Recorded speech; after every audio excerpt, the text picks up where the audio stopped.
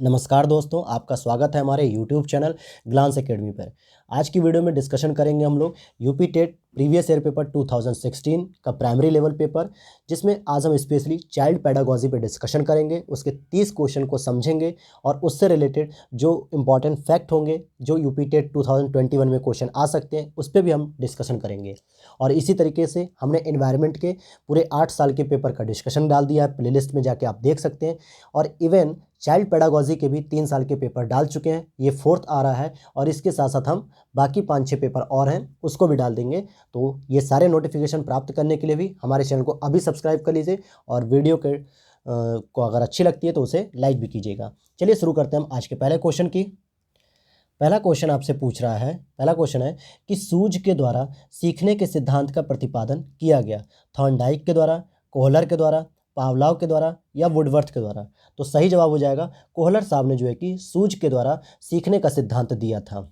क्या कहा था इन्होंने? और इन्होंने किस चिंपैंजी, सुल्तान नाम का एक चिंपैंजी था, उसके ऊपर इन्होंने अध्ययन किया था। चिंपैंजी के ऊपर इन्होंने अध्ययन किया था। चलिए नेक्स्ट क्वेश्चन हम देखते हैं। कार्य को आरंभ करने, जारी रखने और नियमित करने की प्रक्रिया क्या कहलाती है? इसी को हम कहते हैं मोटिवेशन। जब तक लगातार मिलता रहता है तो हम किसी कार्य को कंटिन्यूअस चलाते रहते हैं। इसलिए मोटिवेशन बहुत ही ज़रूरी है किसी भी कार्य को करने के लिए। चलिए नेक्स्ट क्वेश्चन देखते हैं।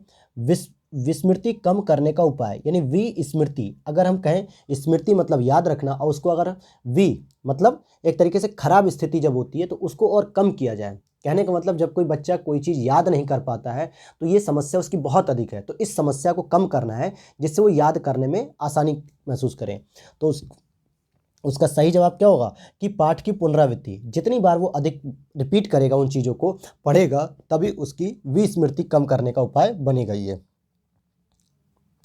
चलिए क्वेश्चन नंबर 4 है, क्रोध व भय का प्रकार है, ये किसके हैं? क्या ये अभिप्रेरणा है या संवेग या परिकल्पना या मूल प्रवृत्ति? तो देखिए ये मूल प्रवृत्ति नहीं होती है, ये समय के साथ सामाजिक परिस्थितियों के साथ बन जाती है धीरे धीरे, तो ये हमारा संवेग हो जाता है, जिसकी वजह से हम क्रोध और भय करने लगते हैं किसी भी चीज़ के लिए। चलिए देखिए यहाँ पे कुछ टाइप्स लिखे हुए हैं जो संवेग के अनेक प्रकार होते हैं। अक्सर ये पूछा जाता है एग्जाम में, कभी क्रोध, भय, प्रेम, खुशी, घृणा और आशा, दुख, ये सारे वर्ड प्रयोग करके एग्जाम में पूछ लिया जाता है। नेक्स्ट क्वेश्चन पे हम चलते हैं। दूसरे व्यक्ति के बाह्य व्यवहार की नकल करना क्या कहलाता है? सीखना, अनुकरण करना, कल्पना, चिंतन। तो देखिए कह रहा है दूसरे व्यक्ति के बाह्य व्यवहार की नकल करना अनुकरण कहलाता है। जैसे आपने कहानी सुनी होगी कि बंदर भी अपने पास रेजर और शीशा लेके दाढ़ी बनाने का प्रयास कर रहा होता है एक नाऊ की दुकान को देख के, और इससे उसके गाल कट जाते हैं। तो ये अनुकरण करने की बात हो जाती है। अर्थात दूसरे व्यक्ति के बाह्य व्यवहारों या कार्यों को जानबूझकर अपनाने को अनुकरण कहा जाता है। और अनुकरण की प्रक्रिया में अनुकरण करने वाला हूबहू वही क्रिया करता है जो उसके सामने की जाती है। तो इसीलिए मैंने बंदर का एग्जाम्पल दिया और आपने सुना भी होगा ये एग्जाम्पल। यदि पूर्व ज्ञान व अनुभव नए प्रकार के सीखने में सहायता करते हैं तो उसे क्या कहते हैं? नकारात्मक प्रशिक्षण, सकारात्मक प्रशिक्षण, प्रशिक्षण, स्थानांतरण या सीखना। तो इसका सही जवाब होगा सकारात्मक, क्योंकि अगर हमें प्री नॉलेज पहले से होती है, जैसे साइकिल चलाना जो व्यक्ति जानता है वो अगर मोटरसाइकिल जब चलाने लगता है तो नए प्रकार का जो है कि कार्य कर रहा है, तो ये सकारात्मक सपोर्ट उसको मिलता है। चलिए हम आगे देखते हैं क्वेश्चन नंबर 7।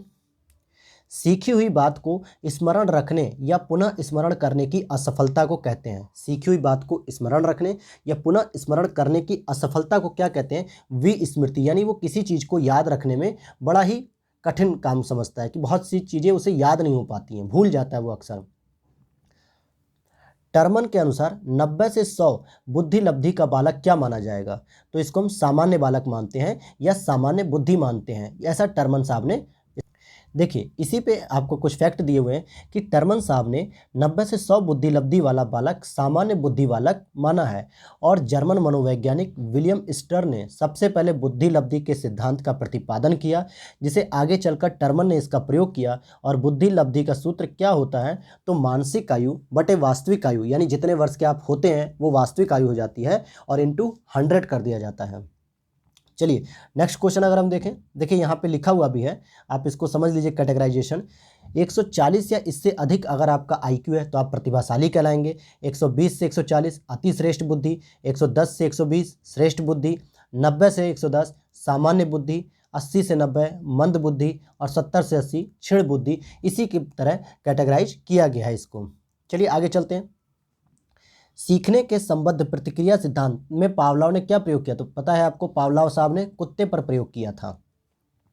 जिस तरीके से इन्होंने कुत्ते पर प्रयोग किया और चिंपैंजी पर किसने प्रयोग किया था, इसका कमेंट बॉक्स में आंसर दीजिएगा। अभी मैंने पढ़ाया उसको जो है कि देखिए पावलोव साहब क्या करते थे, एक कुत्ता था उनके पास, उन्होंने क्या किया, सीखने के अनुकूलित क्रिया सिद्धांत का प्रतिपादन किया और पावलोव ने कुत्ते का प्रयोग कर देखा कि यदि खाना देने के पहले प्रतिदिन घंटी बजाई जाए तो फिर कुत्ते को खाना दिया जाए तो घंटी बजते ही कुत्ते के मुंह में लार आ जाती है, यानी उसको समझ में आ जाता है कि अब मुझे भोजन मिलने वाला है। और ऐसा रोज करने के साथ साथ उसकी एक आदत पड़ चुकी थी कि जब भी कभी घंटी की आवाज़ सुनता था तो मुँह में लार आने लगता था, चाहे भोजन मिले या न मिले। यहाँ देखिए दिया भी है कि यहाँ दिया हुआ है थॉर्नडाइक के द्वारा क्या करा है, बिल्ली पर जो है कि थॉर्नडाइक ने किया, चूहों पर स्किनर साहब ने किया और बंदर पर कोहलर साहब ने किया था, या चिंपैंजी पर और कोम्फा ने भी प्रयोग किया था। अर्थात बिल्ली पर थॉर्नडाइक साहब ने, चूहों पर स्किनर साहब ने और बंदर या चिंपैंजी पर कोहलर साहब ने भी किया था। चलिए क्वेश्चन नंबर 10 की अगर हम बात करते हैं, मानव व्यक्तित्व के मनोलैंगिक विकास को निम्न में से किसने महत्व दिया? कमेनियस, हॉल, हॉलिंगवर्थ या फ्रायड? तो ये सिगमंड जो फ्रायड साहब थे, इन्होंने जो है कि मनोलैंगिक विकास का जो है कि समर्थन किया।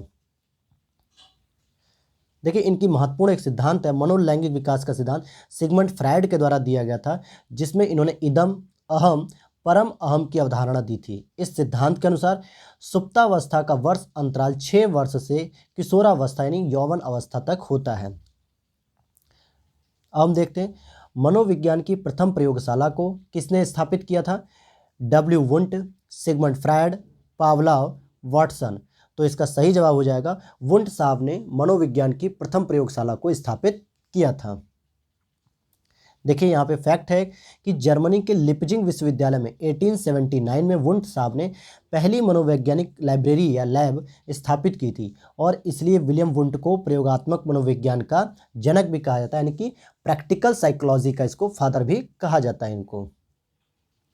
नेक्स्ट क्वेश्चन है आपका, गेस्टाल्ट मनोवैज्ञानिक या गेस्टाल्ट मनोविज्ञान की आधारशिला किसने रखी थी? फ्रांज ब्रैंटो, मैक्स वर्थिमर, एडगर रूबिन और कर्ट लेविन। इसका सही जवाब हो जाएगा कर्ट लेविन। नेक्स्ट क्वेश्चन है आपका, संघनन सिद्धांत निम्न में से किससे संबंधित है? अधिगम से, अभिप्रेरण से, स्मृति से, सृजनात्मकता से? तो इसका सही जवाब हो जाएगा स्मृति से यह संबंधित है। जैसे पूर्व में एक बार सीखी गई क्रिया का पुनः स्मरण ही स्मृति कहलाता है और संघनन सिद्धांत स्मृति से संबंधित है। क्वेश्चन नंबर 14, क्षेत्र सिद्धांत में निम्न में किस वर्ग का योगदान है? व्यवहारवादियों का, संरचनावादियों का, मनोविश्लेषकों का या गेस्टाल्टवादियों का? तो इसका सही जवाब हो जाएगा दोस्तों गेस्टाल्टवादियों का। आइए नेक्स्ट क्वेश्चन पर हम चलते हैं। भाटिया बैटरी का प्रयोग निम्न में से किसके मापन हेतु किया जाता है? व्यक्तित्व या रुचि या बुद्धि या अभिक्षमता? तो इसका सही जवाब हो जाएगा बुद्धि के मापन हेतु भाटिया बैटरी का प्रयोग किया जाता है। आइए हम थोड़ी सी जानकारी लेते हैं। 1953 प्रोफेसर चंद्रमोहन भाटिया द्वारा भाटिया बैटरी परीक्षण किया गया था और ये व्यक्तिगत बुद्धि परीक्षण में इसका यूज हुआ था और साथ ही साथ यह Bhatia battery of performance test of intelligence भी कहलाता है, जो ये भाटिया बैटरी से किया जाता है। नेक्स्ट क्वेश्चन है, हॉल का सिद्धांत निम्न में किसकी व्याख्या करता है? बुद्धि की प्रकृति, अधिगम की अभिप्रेरणा की भूमिका, मूल्यों का विकास, किशोरों का मनोविज्ञान? तो हॉल साहब ने जो सिद्धांत दिया था वो किशोरावस्था से रिलेटेड दिया था, इसलिए किशोरों का मनोविज्ञान से रिलेटेड इन्होंने सिद्धांत।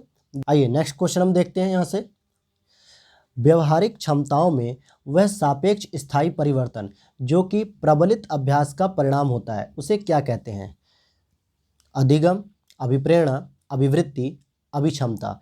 तो इसका सही जवाब हो जाएगा क्या? अधिगम हो जाएगा दोस्तों, उसे अधिगम कहा जाता है। जब आपके व्यवहार में एक स्थायी परिवर्तन होने लगता है तो उसको हम अधिगम कहते हैं और अधिगम का उद्देश्य भी क्या होता है? स्थायी परिवर्तन लाना। अगर हम 18 क्वेश्चन की बात करें, संज्ञान किस बुद्धि के सिद्धांत का हिस्सा है?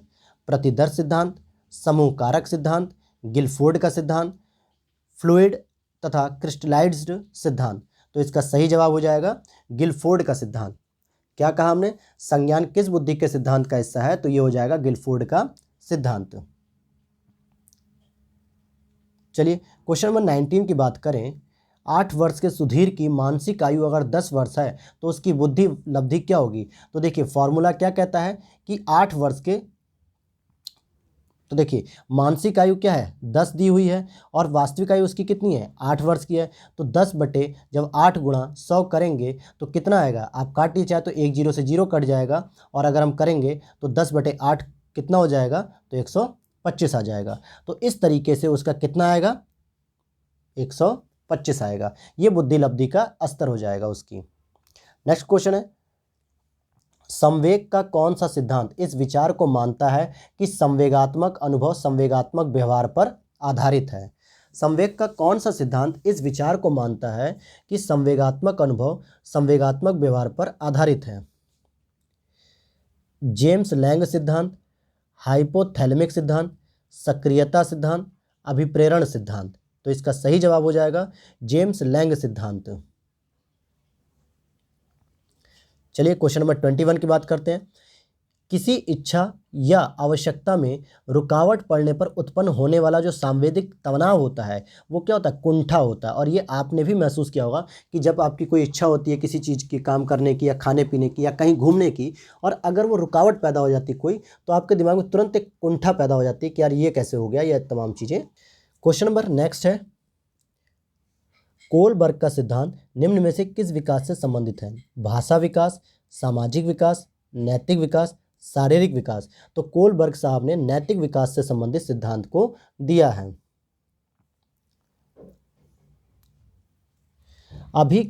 अभिक्रमायोजित अधिगम का प्रत्यय किसने दिया है? हॉल ने दिया, थॉर्नडाइक ने दिया, स्किनर ने दिया, वाटसन ने दिया।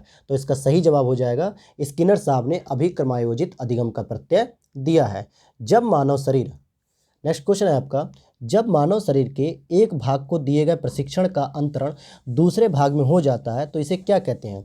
ऊर्ध्व अंतरण, क्षैतिज अंतरण, द्विपार्श्विक अंतरण, और उपरोक्त में से कोई नहीं। तो इसका सही जवाब हो जाएगा द्विपार्श्विक अंतरण कहा जाता है। अर्थात जब मानव शरीर के एक भाग को दिए गए प्रशिक्षण का अंतरण दूसरे भाग में हो जाता है तो इसे द्विपार्श्विक अंतरण कहते हैं। जैसे दाएं हाथ से लिखने की योग्यता वाला व्यक्ति जब बाएं हाथ से लिखना सीखता है तो उसको हम द्विपार्श्विक अंतरण कहते हैं। लेकिन जब साइकिल चलाने के साथ साथ जब व्यक्ति मोटरसाइकिल चलाने लगता है तो यानी निम्न स्तर से उच्च स्तर की ओर बढ़ता है तो इसको हम ऊर्ध्व अंतरण कहते हैं, ऊर्ध्व अंतरण कहने लगते हैं। क्वेश्चन नंबर नेक्स्ट है दोस्तों, दिए हुए प्राप्तांकों के समूह में जो प्राप्तांक बहुधा सबसे अधिक बार आता है उसे हम क्या कहते हैं? तो सामान्यतः इसको हम बहुलक कहते हैं। और मैथमेटिक्स के आपके प्रश्न में पूछा भी जाता है यूपी टेट में कि बहुलक क्या होता है। जैसे बहुत सारी संख्या लिख देते हैं और जो संख्या बार बार रिपीट होती है सबसे अधिक बार उसी को हम बहुलक मानते हैं। क्रिया प्रसूत अनुकूलन सिद्धांत का प्रतिपादन किसने किया? तो देखिए क्रिया प्रसूत अगर हम अनुकूलन की बात करेंगे तो सही जवाब हो जाएगा स्किनर साहब। और स्किनर साहब ने किस जानवर पे अपना रिसर्च किया था? तो इसका भी जवाब आप हमें कमेंट बॉक्स में जरूर दीजिएगा। क्वेश्चन नंबर 27 है, अल्बर्ट बंडूरा निम्न में से किस सिद्धांत से संबंधित हैं? सामाजिक अधिगम सिद्धांत, व्यवहारात्मक सिद्धांत, विकास का संज्ञानात्मक सिद्धांत, विकास का मनोसामाजिक सिद्धांत। तो इसका सही जवाब हो जाएगा क्या? सामाजिक अधिगम सिद्धांत। इससे अल्बर्ट बंडूरा साहब संबंधित हैं। बंडूरा साहब के अगर अकॉर्डिंग देखें तो बंडूरा साहब के अनुसार जो है कि प्रत्येक समाज में व्यक्तियों के दो प्रकार के व्यवहार होते हैं, एक सकारात्मक व्यवहार और एक नकारात्मक व्यवहार। तो ये भी आपसे पूछा जा सकता है कि क्वेश्चन के रूप में। चलिए क्वेश्चन नंबर 28 है, मानसिक आयु का प्रत्यय क्या होता है? यह किसने दिया था? बीने साइमन ने, स्टर्न ने, टर्बन ने, सिरिल बर्ट ने। तो सबसे पहले बीने साइमन साहब ने मानसिक आयु का कॉन्सेप्ट दिया था कि क्या होती मानसिक आयु। 29 क्वेश्चन की अगर हम बात करते हैं तो निम्नलिखित में से कौन सा सिद्धांत या कौन सा सीखने का नियम नहीं है? तो देखिए तनाव का नियम, अभ्यास का नियम, तत्परता का नियम, प्रभाव का नियम। तो ये तत्परता, प्रभाव और अभ्यास ये तीनों ही प्रमुख सिद्धांत है जो थॉर्नडाइक ने दिए थे, लेकिन तनाव का नियम गौड़ सिद्धांत में आ जाएगा, ये प्रमुख सिद्धांत में नहीं आएगा। चलिए क्वेश्चन नंबर 30 की अगर हम बात करते हैं, क्वेश्चन नंबर लास्ट है 30 आपका, कि पियाजे मुख्य रूप से किसके अध्ययन के लिए जाने जाते हैं? भाषा विकास, ये तो चॉम्स्की हो जाएंगे, यौन विकास, संज्ञानात्मक विकास, सामाजिक विकास। तो सही जवाब हो जाएगा संज्ञानात्मक विकास। आइए हम पियाजे के बारे में थोड़ी सी जानकारी ले लेते हैं, बहुत इंपॉर्टेंट ये थिंकर हैं। पियाजे मुख्य रूप से संज्ञानात्मक विकास के लिए जाने जाते हैं। पियाजे द्वारा संज्ञानात्मक विकास सिद्धांत मानव बुद्धि की प्रकृति एवं उसके विकास से संबंधित एक विशद सिद्धांत है। पियाजे का मानना है कि बच्चे अपनी दुनिया के लगभग सभी ज्ञान को अपनी गतिविधियों के द्वारा खोजते या निर्मित करते हैं। पियाजे के सिद्धांत को संज्ञानात्मक विकास तक ले जाने वाला रचनात्मक मार्ग कहा जाता है। तो पियाजे का सिद्धांत साइकोलॉजी में या जो चाइल्ड पेडागोजी कॉन्सेप्ट है उसमें बहुत ही इम्पॉर्टेंट है। तो ये थे आपके दोस्तों यूपी टेट प्राइमरी लेवल का जो एग्ज़ाम 2016 में हुआ था उसके प्रीवियस ईयर क्वेश्चन कराए गए हैं हमारे द्वारा। और इसी प्रकार के लगातार अपडेट्स पाने के लिए आप हमारे चैनल को सब्सक्राइब कर लीजिएगा, और हमारे चैनल के माध्यम से जो यूपीजीआईसी लेक्चरर की वैकेंसी आई हुई है उसके भी प्रीवियस ईयर पेपर और साथ में मॉडल टेस्ट भी कराए जा रहे हैं। उसके लिए जीएस के लिए भी पेपर कराए जा रहे हैं और यूपीपीएससी और एमपीपीएससी के भी एग्ज़ाम्स कराए जा रहे हैं टेस्ट पेपर के रूप में। तो प्लीज़ आप लोग हमारे चैनल को सब्सक्राइब कर लीजिएगा और चैनल को शेयर जरूर कीजिएगा। इसी के साथ विदा लेना चाहेंगे। जय हिंद, जय भारत।